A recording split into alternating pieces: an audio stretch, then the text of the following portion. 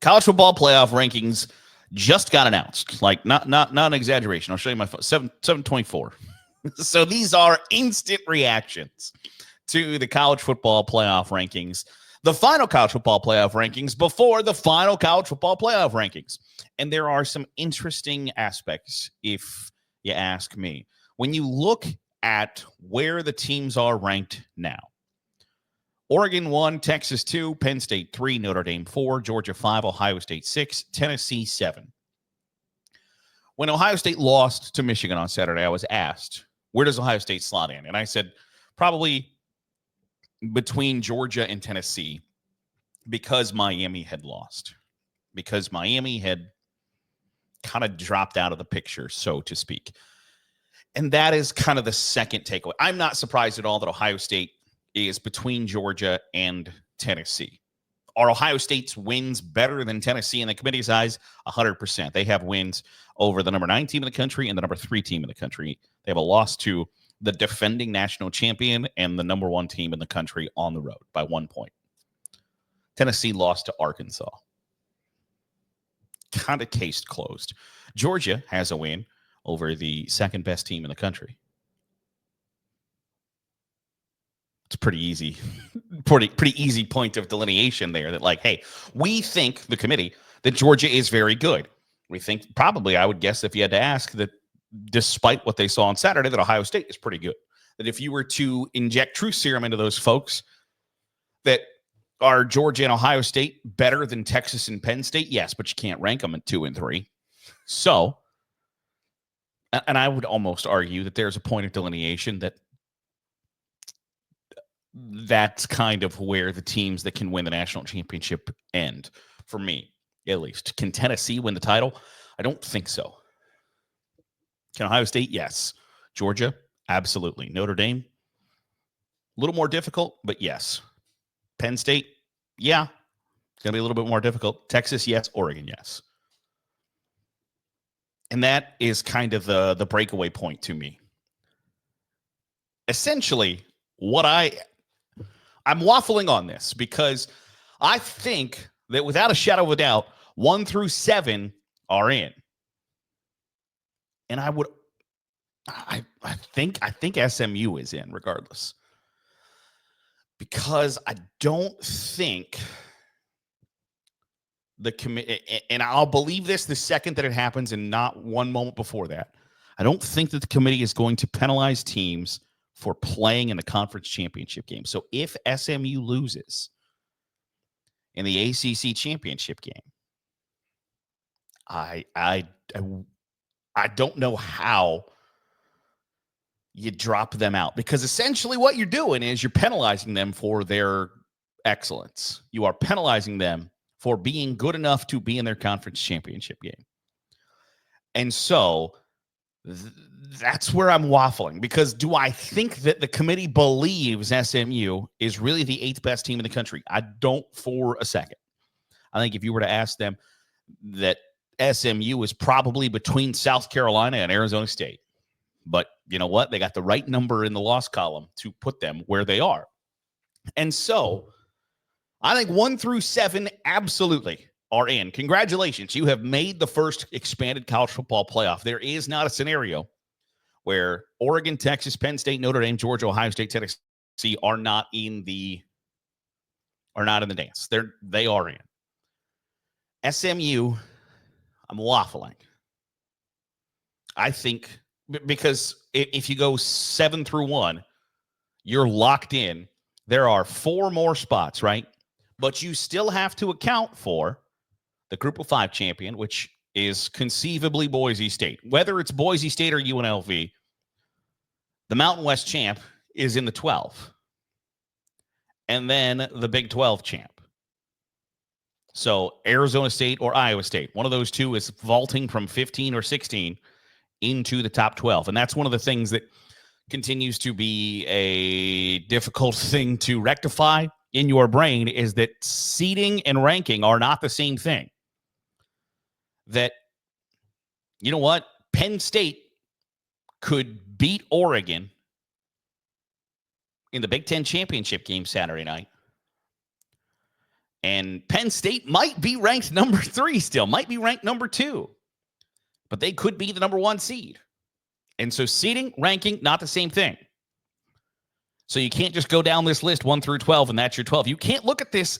Miami can't feel great that they are going to get into the college football playoff because they are very clearly now 3rd or 4th in the pecking order. I think you can almost say, hey, Miami, congratulations, had a great year. You're not going to the playoff because Arizona State or Iowa State is going to vault into the top 12.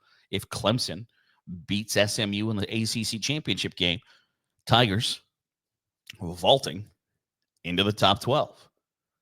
So there is some wiggle room there, but I think 1 through 7 definitively are in. You are, congratulations. You have earned a spot in the college football playoff. I think SMU, Indiana, and Alabama have to sit there and go, like Miami, I think, needs to be the biggest. Truthfully, I don't know, because by staring at that, if Georgia beats Texas a second time, how far has Texas dropped? 6? Whoever wins the SEC will be the number 2 seed. Unless Penn State beats Oregon, and then whoever wins the SEC will be the number 1 seed, I think. Because I don't get the impression that the committee really thinks that highly of Penn State. That they have, like SMU, like Indiana, like Boise State, the correct number of losses to put them there in the win column. Does Miami have a path to the college football playoff? I don't know. Because I think barring some ridiculous upsets, barring both Clemson beating SMU and then them both getting in, and barring Boise State with a collapse against UNLV, I don't know that there's a path for Miami. And I can understand the argument for Miami being upset that they're behind Alabama. But at the end of the day, I've pounded the table that you got to handle your business. You got to take care of your business. And Miami did not take care of their business. Syracuse gets in the top 25 at the 22 spot. They deserve a lot of praise because in the first year under Fran Brown, they've done a lot of really good work, including beating Miami and ruining their season, essentially. But you go down this list and you start to put together kind of the you start going through I'm going to switch to the bracket here. You go through the bracket and you look at, okay, Boise State right now will get the bye. They've tabbed Arizona State as the number 12 seed. As, hey, we would think they would win the Big 12 rather than Iowa State because they're ranked 1 spot above them. This says the first team out is Miami.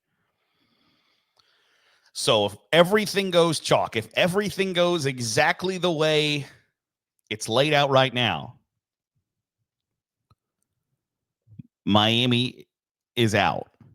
So Miami, I think, needs to be the world's biggest Clemson fan because Clemson would then be the ACC representative, give SMU another loss. It then puts Miami. It doesn't do it for you either. I don't know that there's a path for Miami. The longer I told you, this is instant reaction.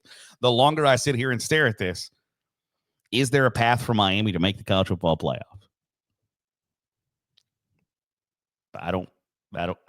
No, I don't think so. Unless Texas just beats the dog piss out of Georgia. I mean, talking like I don't even know if the 59-0 that Ohio State put on Wisconsin a few years ago is going to get it done. Because you got to remove a team from the 6 through 11 range And I've told you, Notre Dame's in. Notre Dame's not playing anybody. Notre Dame doesn't have a 13th data point. Doesn't matter. They're not going to lose. They're in.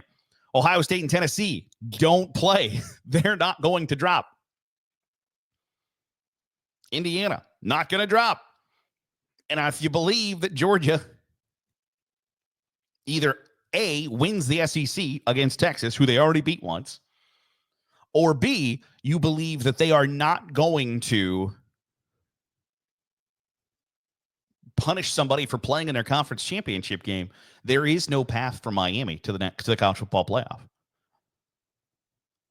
Because somebody's going to win the Big 12 and somebody's going to be ranked at number 12. And if Boise State loses, they drop out. The winner of the Big 12 slides into number 4. And the winner of UNLV moves into number 12.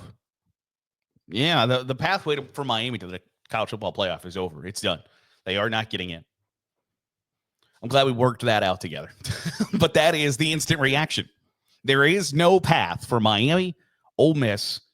The line has been drawn, essentially. And so that kind of stinks for them.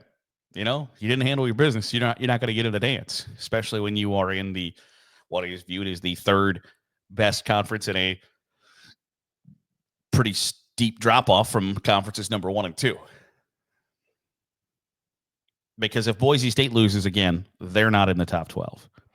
And if they lose again, UNLV takes a guaranteed spot. Yeah, that's a tough one, but Miami's not getting in. And so now I wonder, is that kind of one of the downsides of there's not going to be a ton of suspense on Sunday? There's not going to be a who's in, who's out. And we haven't always had that in the college football playoff in the 4-team era, but it's especially prevalent. It's like just look at it. It's that's the bracket. Whoever wins the Big 12 is getting in. Whoever wins the Mountain West is getting in. Then teams 9, 8, 11, 6, and 7, 10. It's just a matter of where they fall depending on what Georgia does and what Georgia does, what Penn State does. I will die on this hill, and I think you see it here, that you're not going to see a SEC versus SEC or Big Ten versus Big Ten first-round matchup. You're not going to see it.